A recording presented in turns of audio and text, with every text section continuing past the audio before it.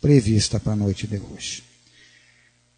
Na sequência, nós teremos a responsabilidade de conversar com vocês, meus irmãos, a respeito de um assunto que não é novo, mas ele é um assunto instigante, é um assunto que ele merece a nossa atenção, o nosso cuidado e com certeza tem muito a contribuir com cada um de nós. Trata-se da inteligência espiritual. Para que a gente possa introduzir esse tema, é interessante nós recordarmos que um antigo secretário de Estado americano, Zbigniew Brzezinski, ele fez um estudo humanístico sobre o que ele considerou as megamortes, os grandes conflitos que levaram a milhões de vítimas, especialmente no último século XX, aonde ele catalogou no século XX 243 conflitos entre nações, entre povos, entre irmãos, com uma totalização de 187 milhões de mortes. Ele foi mais adiante para verificar se esse não era um período completamente atípico da humanidade, já que pela instrução e pela conquista de armamentos e de tecnologias que permitiam armas de destruição em massa, não tinha sido um momento extremamente bélico, talvez em função do egoísmo e do expansionismo, do materialismo do ser humano. E ele verificou que em 5.500 anos de história documentada da humanidade, que ele pôde acessar a registros, tivemos esparsamente e somando-se apenas 292 anos de paz. De 5.500 é uma proporção muito pequena. E com esses dados ele chegou à conclusão que a humanidade verdadeiramente não conhece a paz. E ele verificou que o que tem acontecido nos dias atuais e com a intenção dos seres humanos e com a dificuldade de resolver os seus conflitos econômicos, territoriais, étnicos, religiosos, de uma outra forma que pudesse seguir pelo caminho do diálogo, da tolerância, da negociação e do acerto, a morte prossegue. E não precisamos dos estudos deles para nós vermos que a cada momento o noticiário nos traz conflitos nas grandes cidades do nosso próprio país, nas pequenas cidades, a cada final de semana, a cada semana, é um índice de violência com mortes que estão cada vez aparentemente mais banalizadas, que aterroriza e que de forma alguma nós podemos nos acostumar. Também outros povos, tanto no Ocidente quanto no Oriente, vivem conflitos localizados ou um pouco mais ampliados também, com barbárie, com hostilidade e sem um espaço para a paz.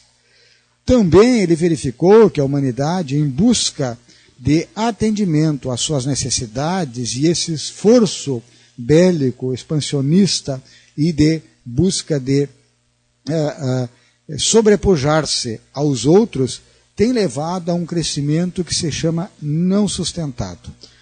O que é um crescimento não sustentado? Significa que nós estamos retirando do meio ambiente, dos recursos materiais, muito mais do que a natureza consegue repor.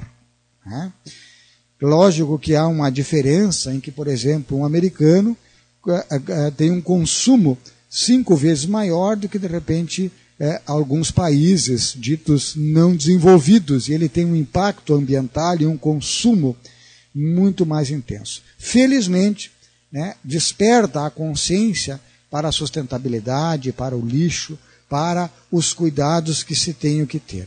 Verifica-se uma onda crescente nesses países desenvolvidos de jovens que, pós essas crises econômicas, estão optando por não terem automóveis. Não somente pelo gasto para ter, mas principalmente porque estão buscando, reivindicando cada vez mais melhores transportes, e muitos países já têm acesso a isso, e também por uma consciência do impacto ecológico que acontece pelo uso e pela produção massiva de automóveis. Tá? Mas que dias são esses que nós vivemos? E Joana de Ângeles, através do Divaldo, vem nos dizer que nós estamos encarnados no planeta Terra em um momento crucial da evolução humana. Também nos alerta que o Lins de Vasconcelos, um espírito que viveu no Paraná e que continua contribuindo com mensagens e atuando muito diretamente no movimento espírita do Paraná e também do Brasil, ele lembra que se dilatam, junto com esses desafios que nós citamos anteriormente, as oportunidades de serviço para aqueles que querem construir um mundo melhor e que não nos compete adiar, não nos compete deixar sem que a gente se sensibilize. Mas o ser humano renasce para conquistar alguma coisa, a felicidade, o seu espaço na Terra. E o que é conquistar o seu lugar ao sol? O que é essa busca que o ser humano tanto almeja? E um economista, Stephen Covey, ele fez também um estudo buscando entender o que o ser humano deve almejar. E Stephen Covey, a partir dos seus estudos, das suas avaliações, ele lançou um livro e sugerindo um caminho quase que como um pequeno roteiro de bolo para aqueles que querem vencer na vida e serem pessoas equilibradas, serem pessoas felizes, serem pessoas produtivas. O livro se chama Os 7 Hábitos das Pessoas Altamente Eficazes.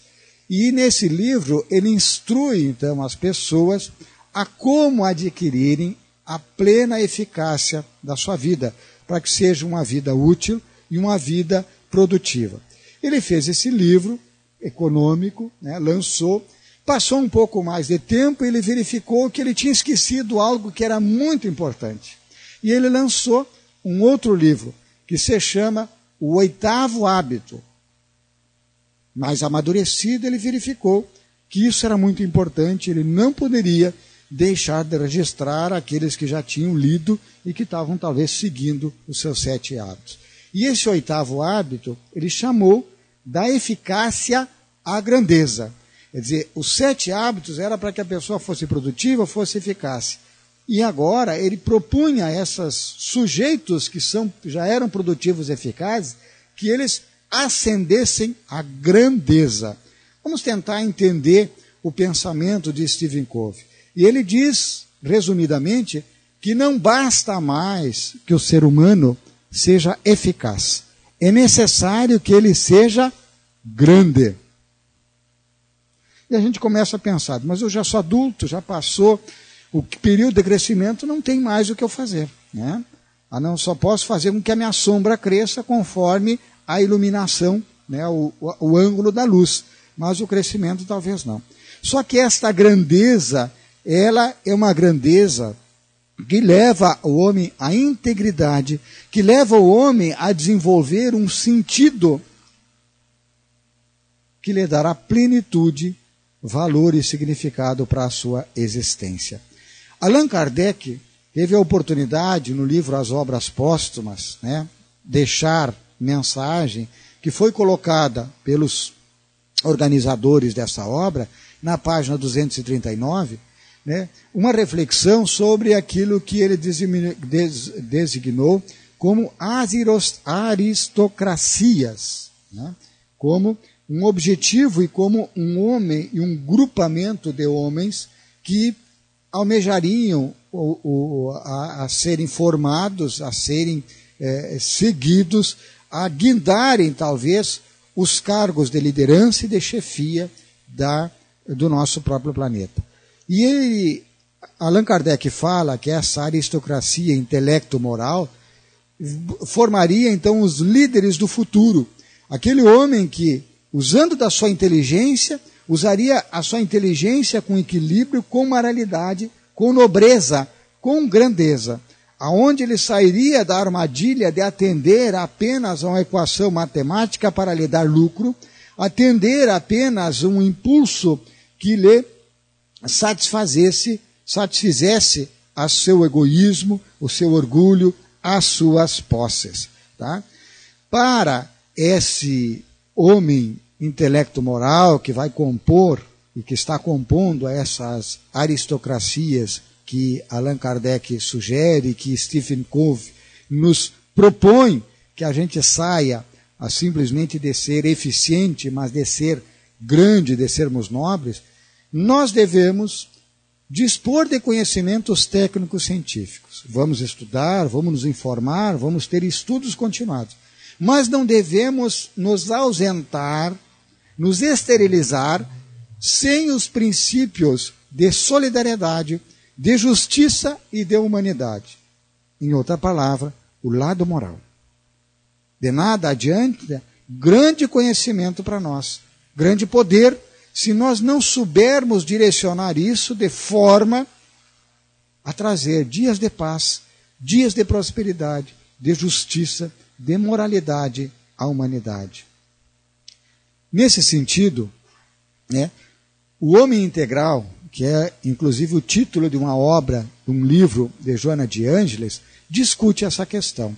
Para nós aprofundarmos, a gente tem que pensar o que é ou o que significa ser moral. Tá? Qual é o sentido de ser moral? E também, a gente entendendo o sentido, o que nos motiva a fazer esse esforço de nos mantermos dentro de um padrão moral?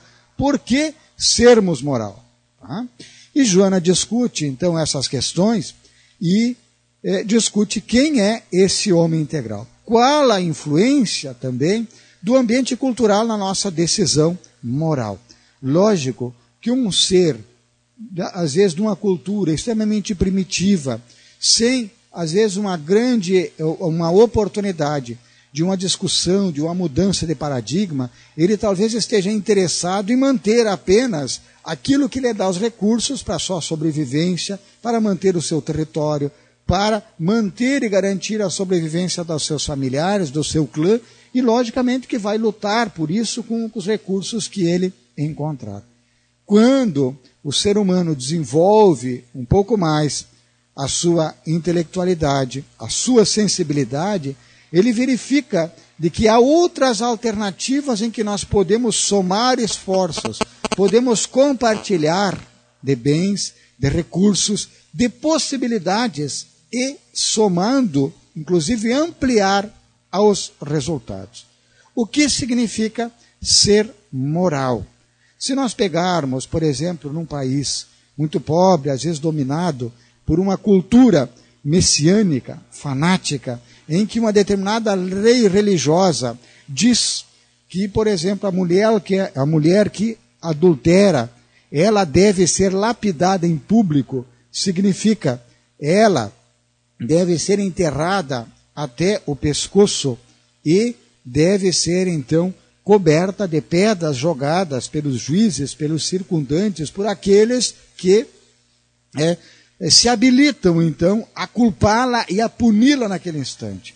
E o grupo que se reúne faz isso e depois vai para casa, abraça seus filhos, as suas filhas, se alimenta e dorme com a consciência tranquila, achando que cumpriu com o seu dever. Há um padrão cultural que deve ser questionado, sim, mas que ainda faz com que aquele ser humano ele não ache que esteja fazendo alguma coisa errada. Por outro lado, aqui no Brasil, alguém que de repente tem a possibilidade de, ao sair daqui, encontrar uma carteira com documentos, com dinheiro, talvez até com endereço ou com um cartão, com um telefone de alguém. Ele tem condições de ter tido a informação de padrão de moralidade para dar um destino ético correto, devolvendo ao dono. Não incorrendo, inclusive, numa tipificação criminal, que é a apropriação indébita, porque tem um dono, tem alguém, ele sabe. Não se deixando levar pelo que achado não é roubado. Nesse caso, não é roubo, mas é apropriação indébita. Quer dizer, qualquer um que fizesse isso,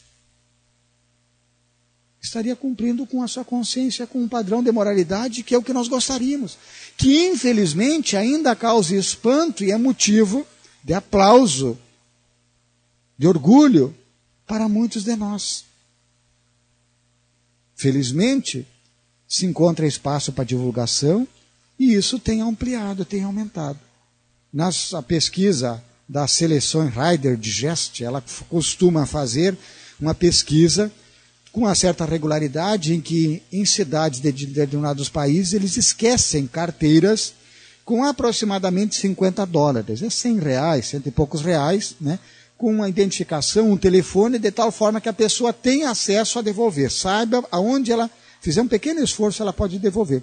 Em diversos países. Alguns anos atrás, são grandes cidades, Rio de Janeiro, Belo Horizonte, Porto Alegre, São Paulo, era raro uma carteira aqui no Brasil ser devolvida.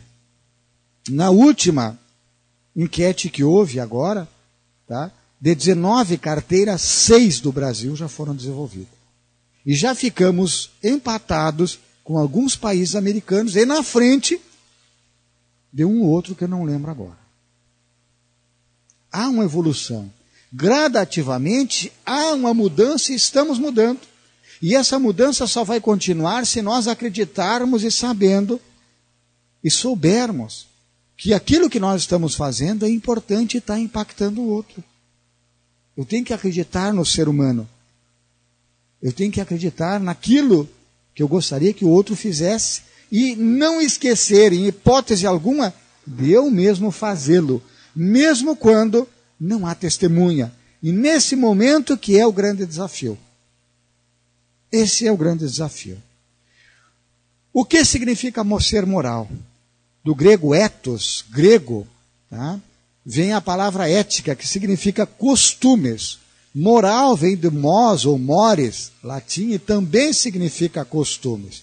Então a ética diz respeito à nossa conduta pública e profissional. Por isso as profissões normalmente têm um conselho regulador de ética, para que tenha um padrão de comportamento mínimo aceitável para conduzir os indivíduos. Já que ainda nós não conseguimos nos lembrar a todo instante daquela moral de Cristo, que é simplesmente não fazer para o outro o que a gente não gostaria que fizesse para a gente. E aí a gente resolve quase 100% dos casos. E mais ainda o convite que é feito de amor e de caridade para o cristão, que é fazer o que eu gostaria. Aí a gente vai além daquilo que nos é exigido por lei, por legislação, por regulamentação, e faz com que nós sejamos então fraternos, amorosos, que nós sejamos nobres, que nós sejamos grandes, que nós sejamos muito mais do que eficientes e eficazes, que nós atinjamos o 8º hábito que Stephen Covey fala.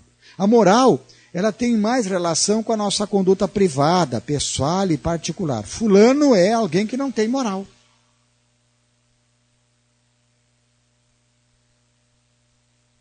Ou fulano é uma pessoa de muita moral. O que é ser moral? E a doutrina espírita e os espíritos, entre as questões 629 e 646 dessa obra fenomenal, que é o Livro dos Espíritos, e que é um tratado de conduta ética e moral, e uma oportunidade de estudo, de renovação, de resgate, de incentivo para que nos tornemos grandes. Ele diz, em resumo, que ser moral é a regra de bem proceder.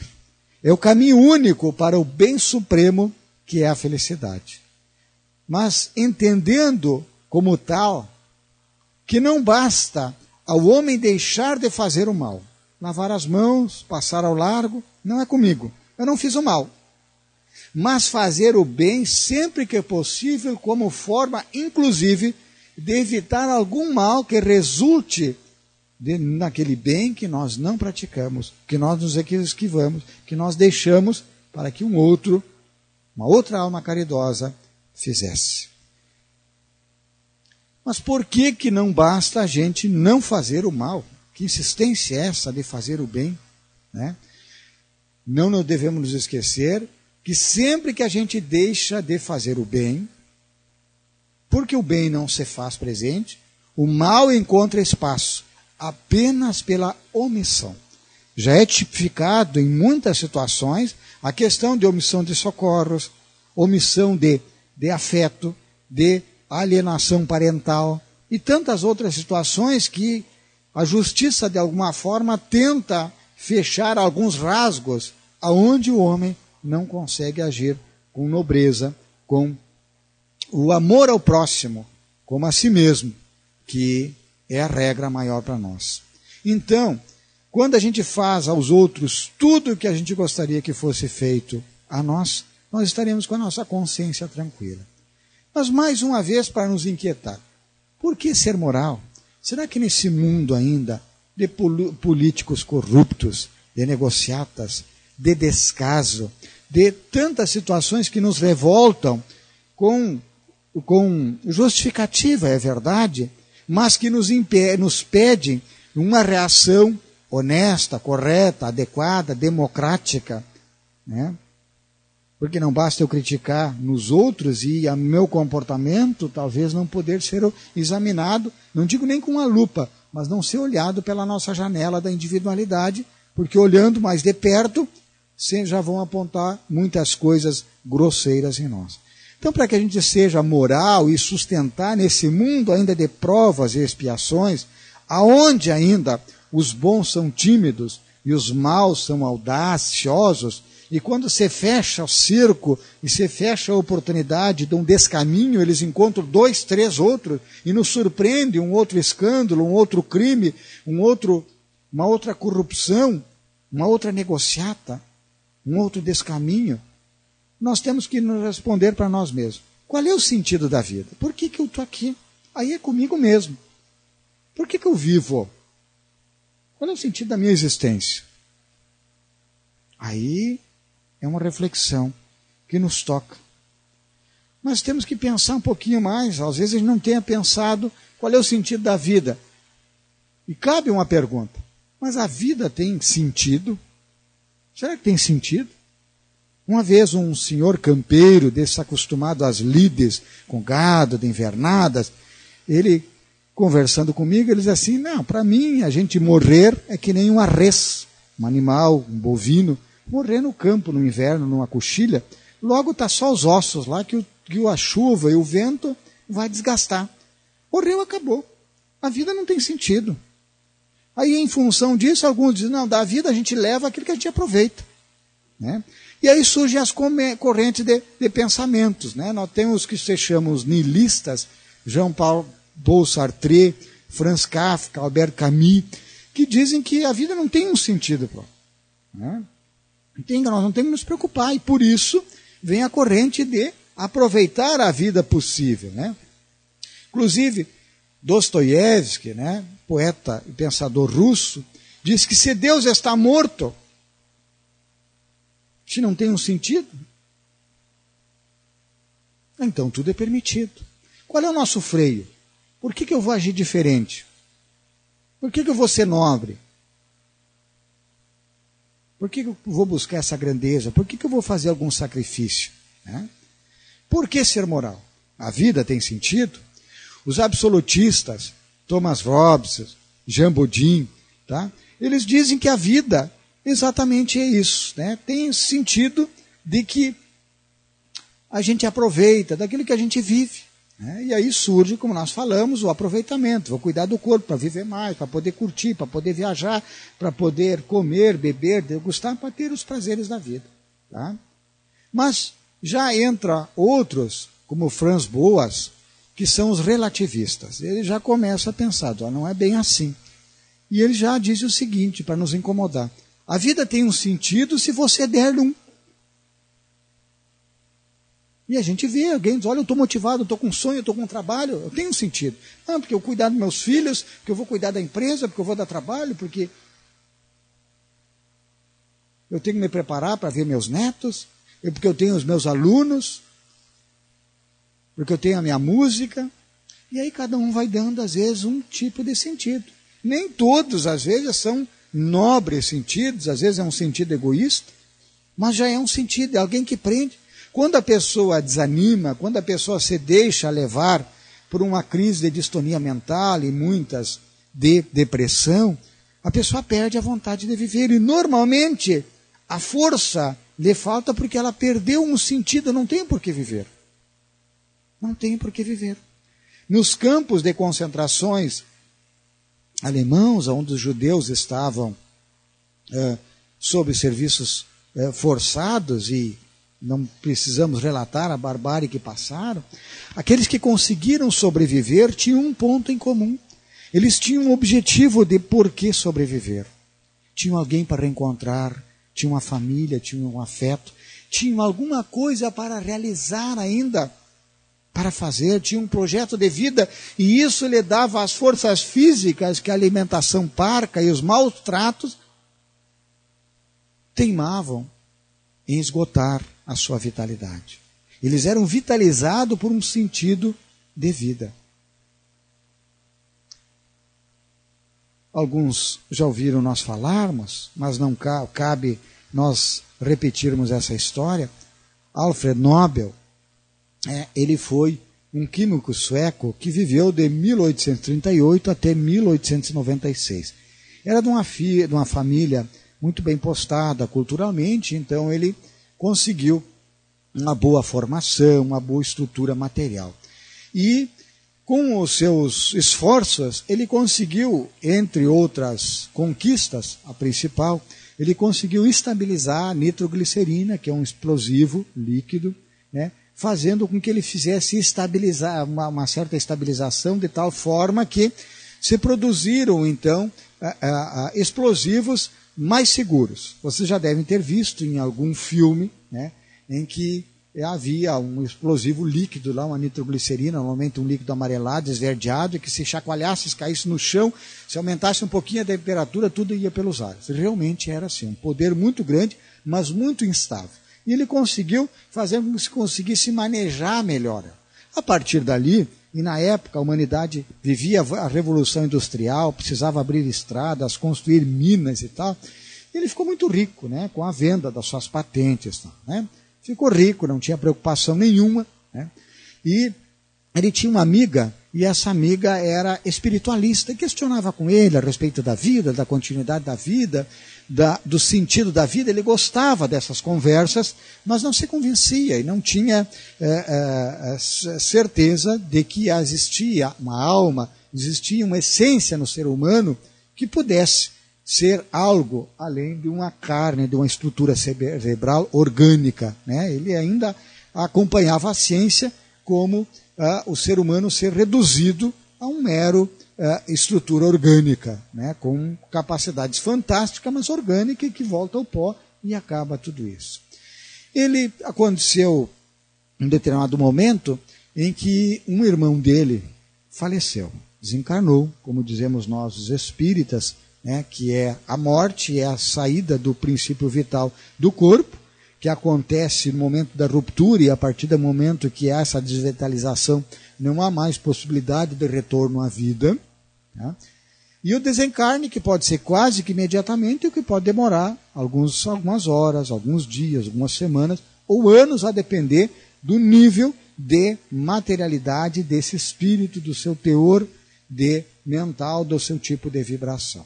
Mas o seu irmão faleceu, e falecendo, um jornalista jovem, né, não se tinha as facilidades de comunicação hoje, sobre que um Nobel tinha morrido, e por instrução do seu chefe ele fez um obituário. O obituário é aquilo que se escreve sobre o que a pessoa, depois que ela desencarna, sobre o que ela foi, quem fez, onde nasceu e tal, alguns feitos principais, um pequeno resumo da trajetória da vida da pessoa.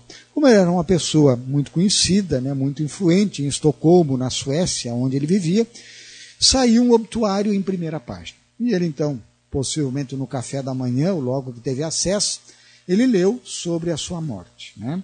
Ficou primeiro satisfeito que não estava realmente desencarnado, depois soube da morte do seu irmão, pranteou como de costume, mas ele ficou a pensar, porque o que ele leu naquele obituário ele não gostou.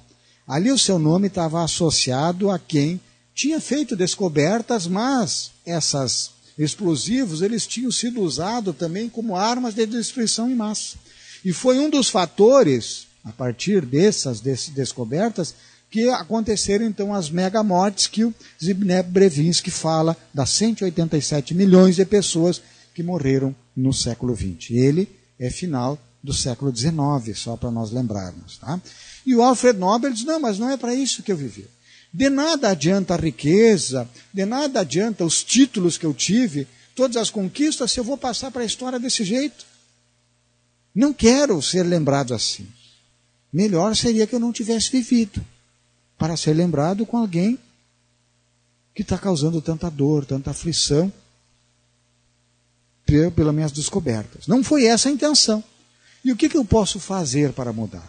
Então, ele começou a materializar a partir de então, vendeu os seus bens, não conseguiu concluí-lo em vida, mas deixou instruções e foi organizado. Em 1900 foi criada então a Fundação Nobel, com o objetivo de que fosse dado contribuições para aqueles indivíduos, para aquelas organizações, né, que contribuíssem para a ciência, para o progresso e para a paz mundial. Então nós temos hoje o Prêmio Nobel de Química, de Física, de Medicina, de Economia, que foi instituído depois pelo Banco da Suécia, de Literatura e o da Paz. Quase ninguém associa o nome dele a alguém que, na origem, ajudou, não foi o único, nessa contribuição da formação de armas de destruição em massa. Mas lembro como um benfeitor do estímulo de uma vida melhor, de progresso, tá, para a nossa humanidade. Mas por que nós sermos ético e moral? E o Stephen Covey, no seu livro O Oitavo Hábito, ele vem nos fechar o cerco e dizer: a gente deve ser ético e moral para dar um sentido para a vida. É um economista famoso e que diz: vale a pena, e o caminho único, final do ser humano é trabalhar, é se qualificar, é ser empreendedor, tudo, mas de uma forma ética e moral. Porque senão a sua vida não terá sentido. Tudo que ele conquistar serão apenas tesouros que os ladrões roubam. Ou construções que o tempo, o vento, as traças, a ferrugem vai corroer e nos milênios vai transformar novamente a pó. Sendo assim, nós podemos dizer, e Stephen Covey diz, que é fundamental para ser feliz. Será que alguém que não é ético, que nem é moral, ele consegue, ao longo do tempo, dormir tranquilo? Em um determinado momento, a sua consciência é iluminada. E ele pensa diferente. Ele começa a agir diferente.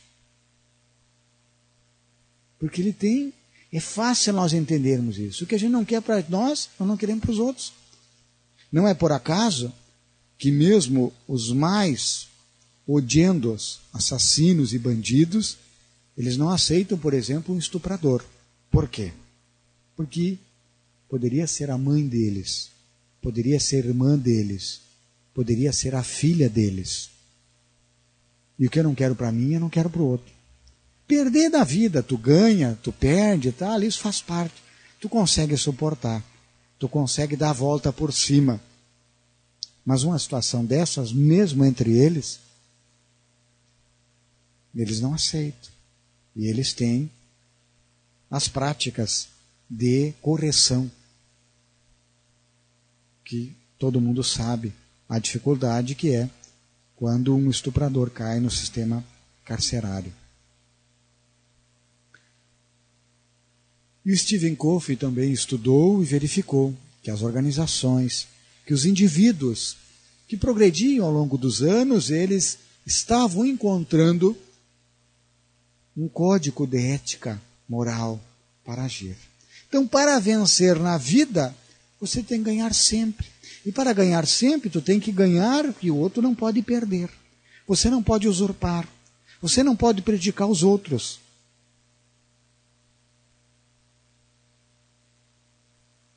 Eu posso ganhar um pouco menos para que o outro também possa ganhar. Eu posso partilhar os ganhos, que seria o ideal.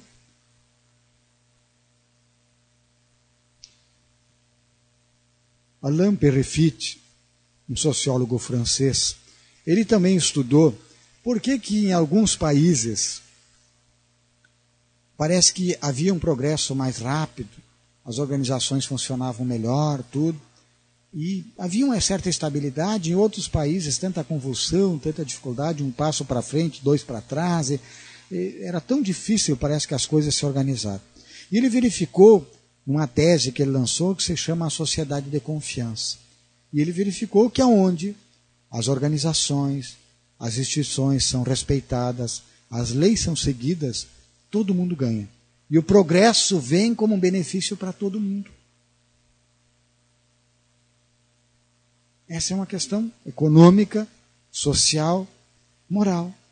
Então o ser humano deve ser ético e moral para atender a uma certa inclinação, porque nós não fomos criados por Deus para errar, para predicar, para causar o mal.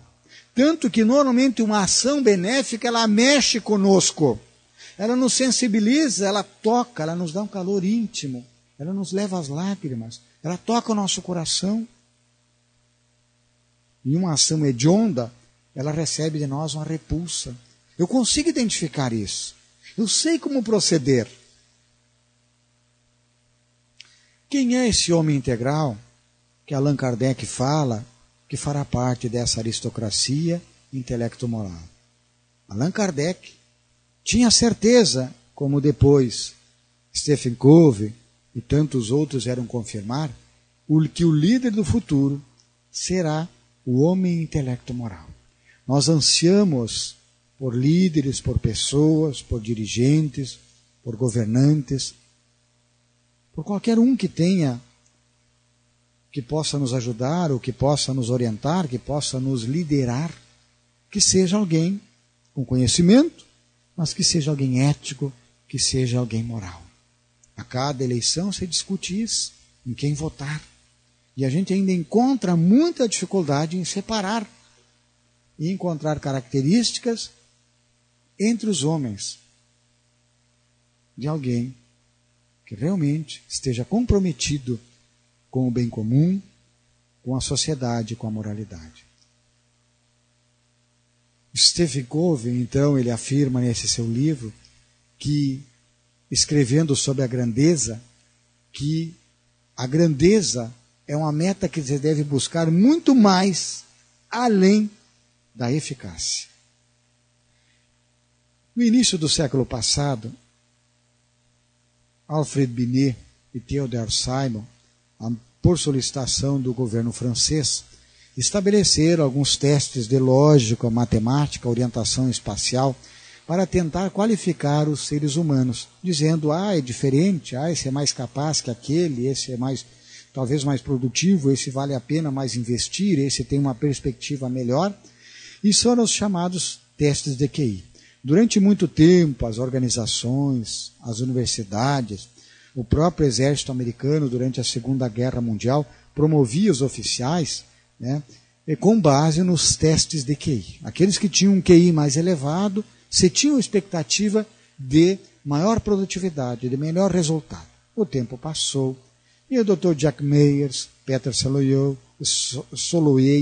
David Caruso, e depois foi popularizado pelo Daniel Goleman, eles verificaram que não bastava o indivíduo ser muito inteligente intelectualmente e ir muito bem no teste de QI. Ele precisava ter uma estabilidade emocional, porque às vezes alguém muito inteligente não conseguia conviver com a frustração. Era alguém de pavio curto, era alguém que se contrariassem por qualquer coisa já criava uma série de situações, era alguém que por às vezes uma pequena briga do trânsito, a pessoa descia e descarregava a sua arma em alguém sem conversar, sem perguntar, sem se justificar ou sem inclusive avaliar os danos naquela situação. Tá? E verificou que os indivíduos precisavam de uma estabilidade emocional. E se busca hoje alguém com inteligência, mas alguém com equilíbrio, com flexibilidade, porque o mundo é desafio e os desafios são grandes. Então as empresas fazem testes para ver aquele mais capaz a trabalhar em equipe, a enfrentar as mudanças, a ser flexível. O tempo passou e o Dr. Vilaranand Ramachandran, a doutora Dana Zohar e o Dr. Ian Marshall, eles vieram propor, então, o que se chama a inteligência espiritual. E a inteligência espiritual, segundo a doutora Dana Zohar, ela nos sugere, para que a gente alcance, é que nós tenhamos, vejam só o caminho para a inteligência espiritual, que nós tenhamos pensamentos positivos sempre. Nada de pessimismo, nada de desânimo, nada de inveja, nada de pensamento de ansiedade, nada de derrotismo. Pensamento otimista, positivo, sempre. Ela nos sugere a gente descobrir quem realmente nós somos. Autoconhecimento, né? Conhecer a nós mesmos é o caminho da felicidade. Já um sábio da antiguidade nos dizia, os espíritos trazem essa sabedoria milenar. Tenha humildade. A cientista dizendo, seja humilde. Seja humilde. Então a postura do Chico Xavier não era uma postura planejada, metódica, era uma grande inteligência espiritual. E todos se aproximavam e realmente ficavam envolvidos naquela vibração muito elevada, naquela grandeza, naquela nobreza do Chico, pela sua humildade. Viva a compaixão. Nós lemos inicialmente, vamos entender os outros, quem não está bem hoje, quem está com TPM, quem está preocupado por um problema econômico, por uma doença na família, por uma dificuldade interna ainda não diagnosticada, porque às vezes ao longo do tempo há uma mudança neuroquímica nossa, e às vezes amigos, olha, tu tem que procurar um médico, não, o problema é teu e tal, e tu vai indo, e às vezes está com uma alteração hormonal, uma alteração química, e eu preciso às vezes de ajuda profissional. Então, às vezes eu tenho que ter um pouco de compaixão. Reveja seus valores. Onde é que está o meu tesouro? Porque lá vai estar o meu coração. É na matéria, é na posse, ou é na alegria, é na felicidade, é no trabalho, é na honestidade, é na ética, é na moralidade, é na espiritualidade. Tá? Viva o presente. O que passou, passou, é uma experiência positiva, é um crescimento que a gente tem que ressignificar e aprender com o erro também. E o amanhã tem que ser planejado, mas não podemos viver preocupados, né? Nos ocupando com algo que não aconteceu e que talvez não vá acontecer. A coisa mais importante é vivermos o hoje. O que eu tenho de importante para fazer hoje? Até porque amanhã eu não sei se nem que se eu vou estar vivo. Nem tu está vivo, às vezes está preocupado, às vezes tu não vai estar. Planeja, pensa com calma, faz uma visualização e coloca nas mãos de Deus. Faz hoje o que é necessário, se tu tem um plano no futuro para talvez atingir. Responda a uma questão fundamental. Qual é o sentido da minha vida? Por que eu vivo? Quais são as minhas prioridades? Mude a sua mente, os seus paradigmas e coloque seus pontos de vista sob uma nova perspectiva. Muitos que vêm numa casa espírita enfrentam um desafio de um novo paradigma, de uma espiritualidade, de algo que às vezes faz com que a gente mexa com os nossos valores, com a nossa postura, com as nossas hierarquias. E isso é desafiador. A gente começa os grupos de estudos, o estudo dali um pouco, um grupo desaparece. Durante muito tempo a gente ficava preocupado, será que é a técnica? Será que é a voz do facilitador? E sabe o que você chegou à conclusão? É fuga daqueles que não querem enfrentar a si mesmo. Porque começa a ver um novo paradigma, não, mas eu não posso mais viver do jeito que eu sou. Aí é melhor eu não saber, porque na medida em que eu vou sabendo, conhecereis a verdade e a verdade vos libertará. E eu não quero me libertar. Eu não quero enfrentar as minhas mazelas, as minhas sombras, os meus erros, as minhas manias. Porque é dolorido, é desafiador isso. Muita gente que começa a terapia abandona num determinado momento, quando começa a mexer nas feridas. E aí normalmente sai com justificativa. O terapeuta não é bom, porque o centro espírita não funciona e tal. A gente sempre usa uma justificativa para a gente ficar tranquilo, não ficar incomodado. Valorize os seus princípios, mesmo que eles não sejam populares. E às vezes, na questão de alguns valores, não é o comum da nossa sociedade. Quando você diz, eu prefiro perder para não prejudicar alguém, eu prefiro ter o crédito a não ser devedor de alguém. Isso vai, às vezes, na contramão de alguns pensamentos. Que quando eu deliberadamente acabo abdicando e aceitando um determinado prejuízo calculado, para às vezes não enfrentar uma discussão, um desafio que é extremamente desgastante, talvez não me leve a nada. Ah, mas você é bobo.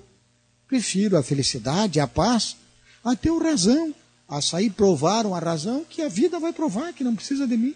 Às vezes.